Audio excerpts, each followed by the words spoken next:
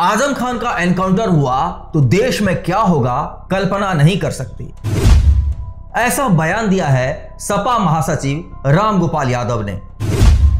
आजम खान को मिली 7 साल की सजा को लेकर अब सपा महासचिव रामगोपाल यादव ने भाजपा सरकार पर निशाना साधा है। रामगोपाल यादव ने कहा है कि आजम खान के साथ जो हो रहा है वो अभी तक किसी राजनेता के साथ नहीं हुआ होगा। आजम खान को सजा के बाद पहले रामपुर जेल फिर अगले ही दिन सीतापुर जेल भेज दिया गया था।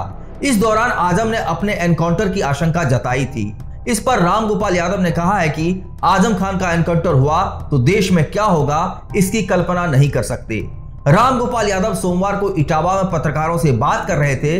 रामगोपाल यादव से पहले सपा प्रमुख अखिलेश यादव भी आजम को प्रताड़ित करने का आरोप बीजेपी पर लगा चुके हैं। आजम खान को बेटे अब्दुल्ला आजम के जन्म प्रमाण पत्र के मामले में 7 साल की सजा सुनाई गई थी। आजम के साथ ही उनकी पत्नी तंजीन और बेटे अब्दुल्ला आजम को भी सजा सुनाई गई है। सजा के बाद तीनों को पहले रामपुर जेल भेजा गया था। इसके बाद आजम खान को सीतापुर जेल और बेटे अब्दुल्ला को हरदोई जेल भेज दिया गया है। इसी को लेकर रामगोपाल यादव भाजपा सरकार पर आक्रामक थे।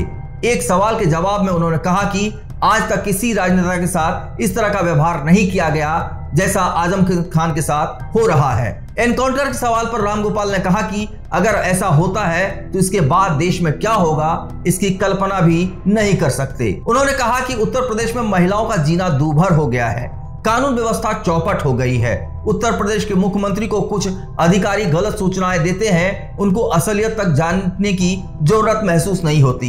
एनकाउंटर एक हत्या है, ये कोई सॉल्यूशन नहीं है। समाजवादी पार्टी के वरिष्ठ नेता और पार्टी के संस्थापक सदस्य आजम खान और उनके परिवार के साथ जो अन्याय हो रहा है वो कभी किसी पॉलिटिकल आदमी के साथ नहीं हुआ होगा।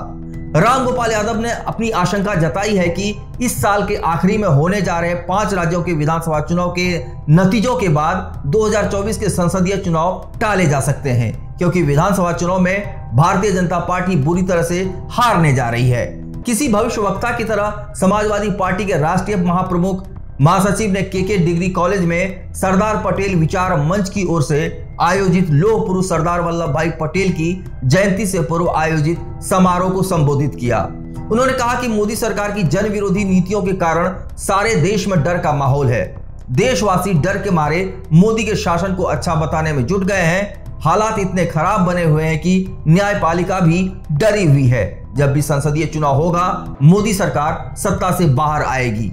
रामगोपाल यादव ने कांग्रेस के इमरजेंसी राज का भी जिक्र करते हुए कहा कि कांग्रेस के कार्यकाल में जिस तरह से इमरजेंसी लागू की गई, जब वोट पड़े सभी राज्यों से कांग्रेस साफ हो गई, उसी तरह से अब जब विधानसभा का वोट पड़ेगा बीजेपी उसी तरह से सभी राज्यों से साफ हो जाएगी।